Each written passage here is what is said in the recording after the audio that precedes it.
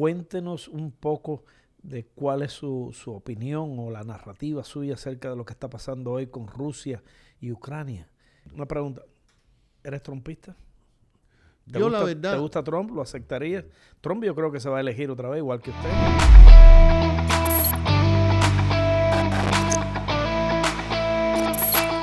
Bienvenidos a otro podcast de Muy Jardón, un podcast para decir solamente la verdad. Yo soy su anfitrión Luis y preparen comida y bebida preferida, que hoy vamos a estar hablando con un personaje de la ciudad de Miami súper interesante, una persona que goza del cariño y del prestigio de toda una comunidad que lo adora, Tomás Regalado, que llegó a los Estados Unidos cuando tenía 14 años y ha desarrollado una actividad política que pasa y que va más allá del paso ese que tienen algunos políticos. Un hombre que ha hecho y ha sembrado raíces firmes en la comunidad. Se hizo comisionado por primera vez en el año 1996, cargo que dejó para pasar a ser alcalde de la ciudad de Miami en el año 2009 hasta el 2017. El señor Regalado, a su vez también, y que le damos la bienvenida, es una persona que parece que nació con los medios de comunicación, con la radio, con la televisión, y tiene una habilidad grandiosa para comunicar, para expresarse. Yo creo que eso es la que hace la diferencia entre Tomás Regalado y otros políticos que han pasado por la ciudad de Miami. Quizás la habilidad y el proceso ese, y la habilidad cognitiva de llevar justamente el pensamiento que usted tiene. Bienvenido, alcalde. Muchas gracias, Luis. De hecho, sí nací con un micrófono. Mi papá fue periodista y cuando estábamos en Cuba, que yo era muy niño, a mí me gustaba ir con él, acompañarle y jugar con los linotipos. Cuando aquello se hacían los periódicos, no ahora que tocas una computadora y sale el periódico por otra esquina. Y después él también tenía a veces programas en una emisora llamada CMQ de televisión y radio y yo me sentaba allí. Así que sí, es una familia que nació con micrófono. Sí, detrás de esta persona humilde, de este señor sencillo y de rostro afable, hay todo un periodo de sacrificio y de esfuerzo, porque me gustaría decirle a la gente que su papá estuvo preso cuando Batista. Cuando Fidel. Y por eso se vieron obligados a, claro, como todos los cubanos, a venir a Estados Unidos. Y fíjate, yo fui exilado de muy niño aquí en Miami en la década de los 50, tenía 4 o 5 años, cuando la época de Batista, y vivimos en un área que es hoy la Pequeña Habana, donde habían unos apartamentos muy viejos, donde habían unos letreros en la mayoría de ellos que decían: no alquilamos a perros, a judíos o a cubanos. Triste eso, ¿eh? Aquello era la década negra de aquí, de los Estados Unidos, la década de los 50, porque no fue hasta la década de los 60 que surge el tema de los derechos civiles. Hay que hacer mención de Rosa Parks,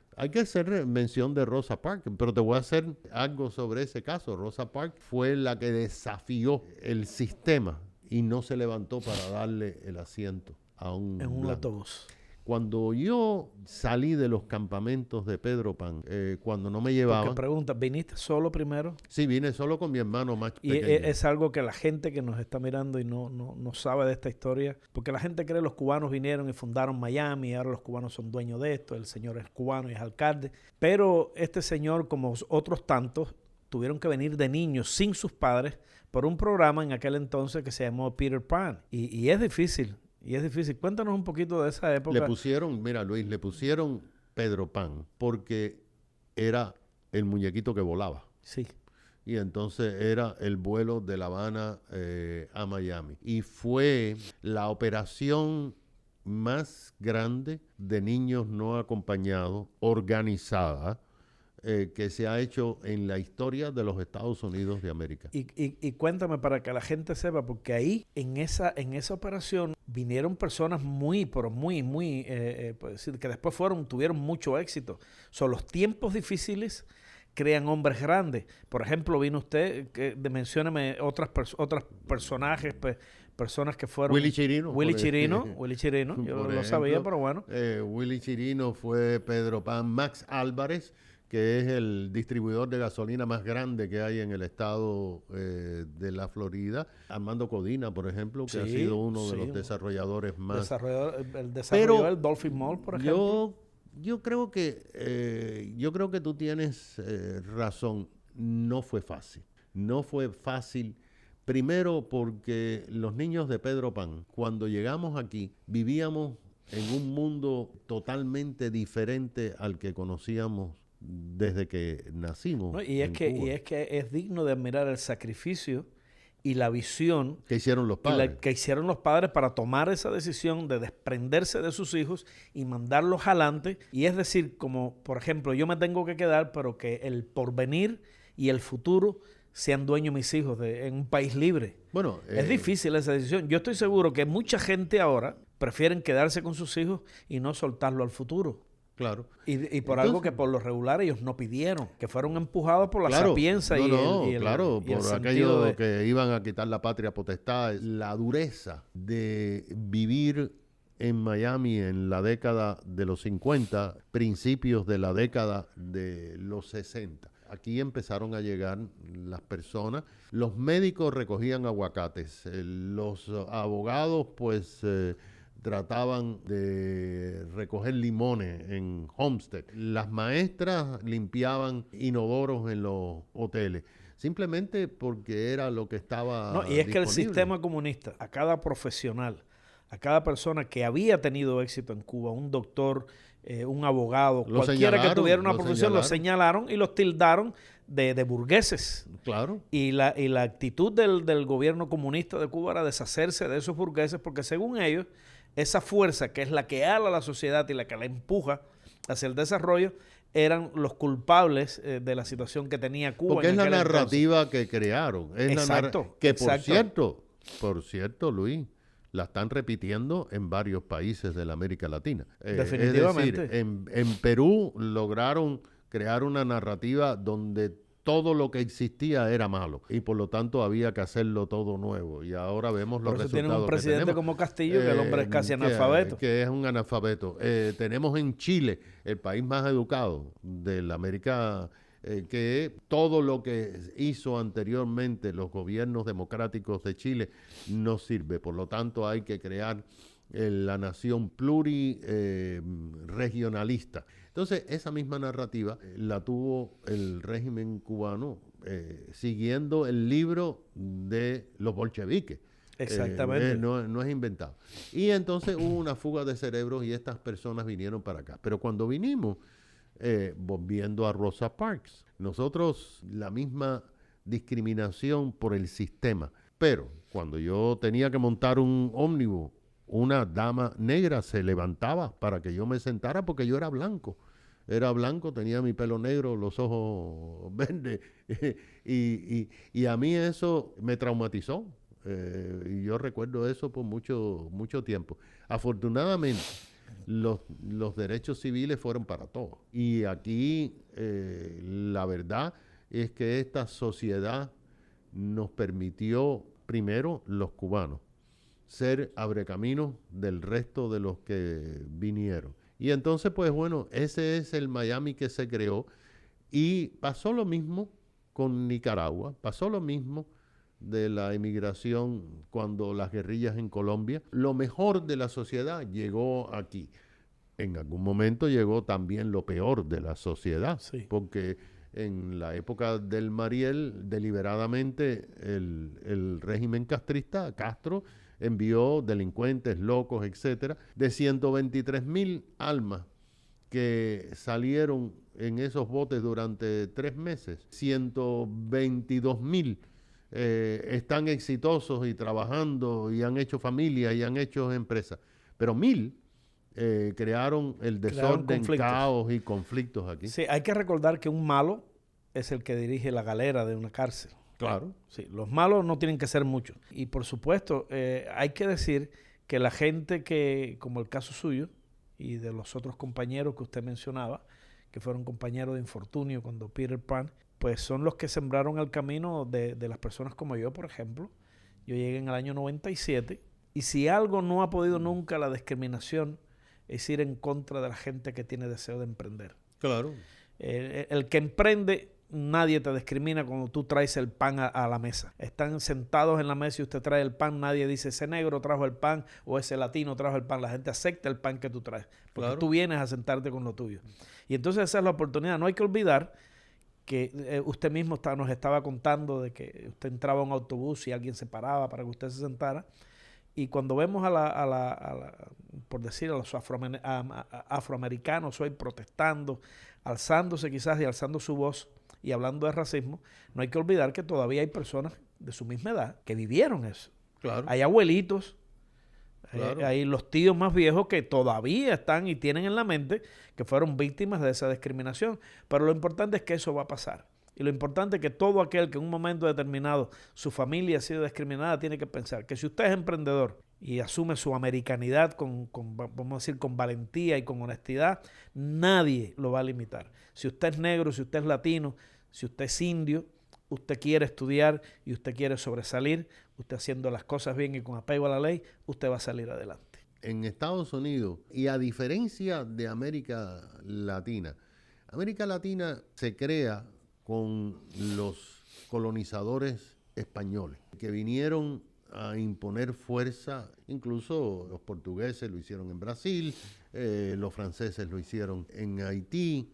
En Estados Unidos se funda este país porque un grupo de personas como tú y como yo, lo único que querían era poder practicar su religión. Desgraciadamente, los Estados Unidos no ha tenido la habilidad de ayudar a otros países como potencia mundial que ha sido durante tantos años para evitar que se desborden las crisis en esos países, para evitar que la corrupción provoque lo que ha provocado y al mismo tiempo evitar el desorden que tenemos en la frontera. Así es. Óyeme, y yo le quería preguntar, alcalde, haciendo un poco, no cambiando el tema porque vamos a volver a él. Hoy estamos viviendo en producto de los tiempos difíciles de los días de hoy, lo que corren. Y me gustaría preguntarle a usted, que es una persona súper entendida en el tema y que yo estoy seguro que tiene un conocimiento que aportar a esto. Cuéntenos un poco de cuál es su opinión o la narrativa suya acerca de lo que está pasando hoy con Rusia y Ucrania. Y cómo está Estados Unidos envuelto en ese tema, la OTAN, y qué va a pasar ahí. Bueno, yo en este momento, Luis, te puedo decir el número de la loto que va a salir el sábado. Quizás te puedo decir el Powerball y a lo mejor pues tocas Diana. Lo que yo creo que nadie puede decir es lo que va a pasar y las consecuencias Pero que bueno, va a pasar. el porqué del conflicto. Ahora, el porqué del conflicto. Primero, durante más de 10 o 15 años, estas administraciones que hemos tenido en Estados Unidos, los gobiernos de Europa Occidental, la OTAN, han permitido que este caballero de la inteligencia rusa, Vladimir Putin, cometa una serie de atrocidades legales para instaurarse y perpetuarse en el poder, que asesine una serie de opositores, que simplemente imponga un gobierno autoritario en esa nación y que además en el 2014 invadiera parte de regiones de la misma Ucrania y no lo han parado. Usualmente los países adversarios de los Estados Unidos, cuando viene un presidente en el primer año, le quieren coger la medida. Y desgraciadamente nosotros nos han cogido la medida de que esta administración que comenzó con el desastre de la retirada de Afganistán, dejando atrás a miles de personas que fueron leales a los Estados Unidos, pues el presidente cometió un error de decir que pequeñas ocupaciones de territorio no representarían una invasión. Eso lo dijo al principio de este conflicto. Entonces, ¿qué va a pasar? Bueno, ya está la guerra. Lo que yo creo es que quizás muchas personas que te están viendo y escuchando a ti, muchas personas que están allá afuera, piensan que una guerra es necesaria para parar a Putin. Desgraciadamente no hay una guerra buena. Todas las guerras son pírricas. Son malas. Yo he participado, yo estuve en la guerra del Golfo como corresponsal y simplemente nadie ganó. Nosotros nos proclamamos vencedores, pero lo que quedó de aquella guerra es lo que hemos visto de consecuencia en estos tiempos, el caos de los talibanes, el 9/11, todas aquellas Entonces, cosas. ¿usted cree que este conflicto ruso-ucraniano tiene algo de imperialismo? ¿Tiene algo? Pero porque total, los rusos están reclamando sus Pero- asentamientos en Crimea, pero claro, en Simferópol, donde tienen las bases de submarinos y tienen el comando sur de ellos desde entonces, desde tiempos ancestrales, Mira, desde la URSS. este sujeto que no lo han parado el mundo, simplemente le han permitido hacer muchísimas cosas, como permitieron a Fidel Castro, como están permitiendo a Maduro, como están permitiendo a Ortega. Es decir, ¿Tú crees hay que sanciones que pueden parar cosas en los usted cree que países. tiene esto algo que ver con Let's Make America Great Again? Tiene que ver Absolut- con la grandeza de Estados Unidos Pero y con el absolutamente. imponer Pero quizás absolutamente. la ley, vamos a decir, de la igualdad y la ley de respeto Pero entre las naciones. absolutamente. Mira, Luis, nosotros somos Porque- una potencia. No somos el policía del mundo, pero somos una potencia y tenemos que actuar como tal. Exacto. Y definitivamente, este señor lo que estamos viendo es a rehacer el imperio soviético. Está dejando que eso pase. Está en ese objetivo. Él estaba destacado en Alemania del Este y quizás todavía tiene ese trauma de cuando cayó el muro de Berlín. Una pregunta.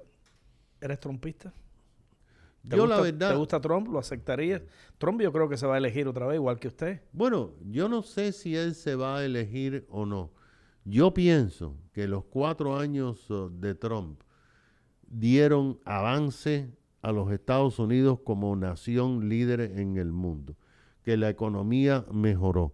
Lo que ocurre es que este señor nunca se dio cuenta que era presidente y tenía que comportarse con decoro. Entonces, cada vez que abría la boca, pues creaba un encono con todo el mundo. Yo creo que es un gran administrador, y un director de empresa que sabe perfectamente las cosas que funcionan y las cosas que no, y no supo manejar con la suficiente habilidad política. Bueno, claro, y nunca fue manejarse y político. moverse en los subterfugios esos. Nunca fue político. De irse entre las personas, entre la gente que quizás tiene el mismo poder o un poder muy parecido al que tiene el presidente, que hay que saberlo manejar de cierta manera. Se nos acaba el tiempo y me gustaría que me hablara así rapidito de Radio Martí y de su labor periodística en Radio Martí como director de Radio y TV Martí. El presidente Trump me nombró a mí y fui el único nombrado por la administración Trump en esa agencia de información de los Estados Unidos. ¿Crees que se malgastó el dinero ahí en Radio y TV Martí? Durante muchos años, absolutamente.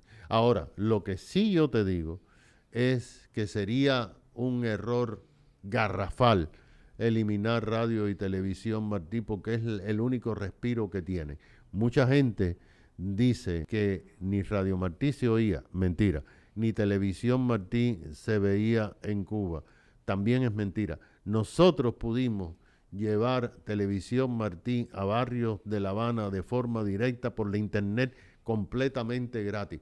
Un experimento que lo hicimos y que dio resultados.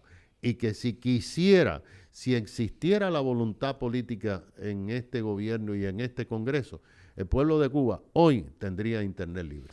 ¿Podremos tener a Tomás Regalado de nuevo alcalde de Miami Bueno, en las próximas elecciones? eso depende de los votantes, no de ¿Es mí. su intención? ¿Por eso intención? Por Bueno, lo menos ponerse en la palestra pública y estar ahí pero tú para que sabes- la gente lo pida. Luis, tú sabes la frase más popular de los políticos en los Estados Unidos de América por más de 200 años. Es never say never. Nunca digas nunca. Señores, no tenemos tiempo para más. Un podcast hecho para decir solamente la verdad. Síganos en Instagram, en Facebook, en Spotify. Síganos en nuestro canal de YouTube. Dele like, suscríbase y ahí nos vemos. Nos vemos en otra oportunidad. Chao.